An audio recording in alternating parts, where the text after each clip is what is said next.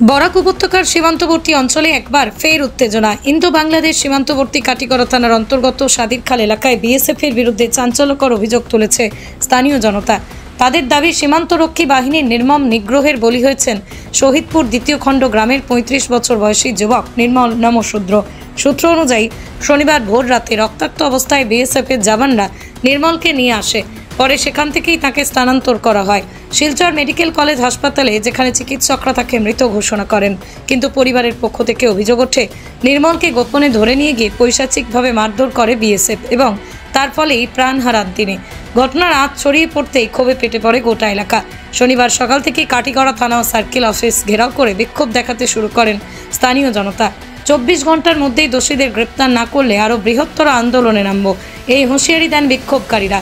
প্রত্যক্ষদর্শীদের একাংশ দাবি করেছেন, ইন্দো বাংলা আন্তঃসীমানায় সাদিরখাল এলাকায় দীর্ঘদিন ধরেই বিএসএফের অবাধ ক্ষমতার অপব্যবহার চলে আসছে।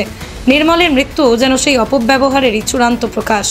নির্মলের পরিবার জানিয়েছে, কোনো রকম গ্রেপ্তারের নোটিশ ছাড়াই তাকে তুলে নিয়ে যাওয়া হয়েছিল। এমনকি হাসপাতালের খবরও তাদের কাছে পৌঁছয় অনেক দেরিতে। একধারে মানবাধিকার লঙ্ঘন, বেআইনি হেফাজতে মৃত্যুর অভিযোগ এনে নিরপেক্ষ বিচার বিভাগীয় তদন্তের দাবি তুলেছে পরিবার ও স্থানীয় নাগরিক সমাজ।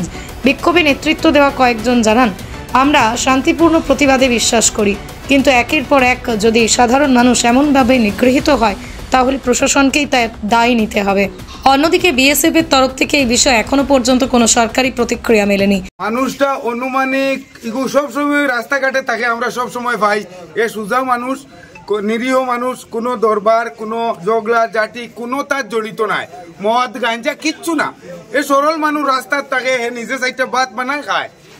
গত রাত্রে অনুমান 1টা থেকে 1:30টার সময় খবরে প্রকাশ যে আমরা মানে পার্শ্ববর্তী তার বাড়ির মহিলা বা পুরুষেরা জিজ্ঞাসাবাদ করলে এরা কইছে যে একটা গাড়ির মধ্যে উঠাইয়া মানুষটারে আনা হয়েছে। মানুষটার ই পরিবারও আর কেউ নাই, হে একমাত্র তার গরুর মাঝে একলা থাকে, হে নিজে ভাগ করে নিজে খায়। এর লাগিয়া তার খোঁজ খবর একটা সময় নেওয়া হয়েছে না। সকালে উঠিয়া তখন খবর পাওয়া গেছে এটা ওখানে ফালাইল, বিএসএফর গাড়িয়ে উঠাইয়া নিয়ে ফালাইছে। আমরার ইকান ধারণা এই মানুষের কোনো দুশ্মন, কোনো মানুষে মারবো এরকম কুচ্ছু এরকম মানুষটা নাই। এই সমাজের কোনো দুঃখ থাকার কথা নাই এই মানুষের উপরে, এগুর কোনো দুশ্মন নাই। এটা আমরা 100% ভরসার সহিত হইয়ার বিএসএফ এর দ্বারা এই ঘটনাটা সংঘটিত হয়েছে। এরপরে আপনারা দেখুন, বর্ডার যেখানে ঘটনা হয়েছে এখান থেকে কমপক্ষে 1.5 থেকে 2 কিলোমিটার ভিতরে প্রতিদিন 11টার পরে বিএসএফ এর পেট্রোলিং ও পাবলিক, সাধারণ পাবলিকের উপরে খালি হেনস্থা। বিএসএফ এর এখানেও খালি কয়েকদিন পরে পরে তার কাটা হয়, জালি কাটা, স্মাগলিং, এটা ধরা হয়েছে 50 মিটার পর বিএসএফ। এরপরে জালি কাটা হয়, তার কাটা হয়। এখানে পেট্রোলিং না করিয়া কি 1.5-2 কিলোমিটার ভিতরে পিডাব্লিউডি রাস্তার উপরে সাধারণ পাবলিকের উপরে কেউ যদি মাছ মারা, কেউ একটা গরু আসছে, কেউ কিবা বাজার থেকে আইছে, এরকম মানুষরে পাইলে প্রতিদিন হেনস্থা করা, অশ্লীল ভাষায় গালাগালি করা, মানুষে মানে হেনস্থ করা, এটার শিকার আমরা প্রতিদিন। আমরা এই চণ্ডীনগর প্রথম খণ্ড, শহীদপুর দ্বিতীয় খণ্ড, শহীদপুর প্রথম খণ্ড সব মানুষ, এই সাইটের মানুষ আমরা অনেক কষ্ট আছি।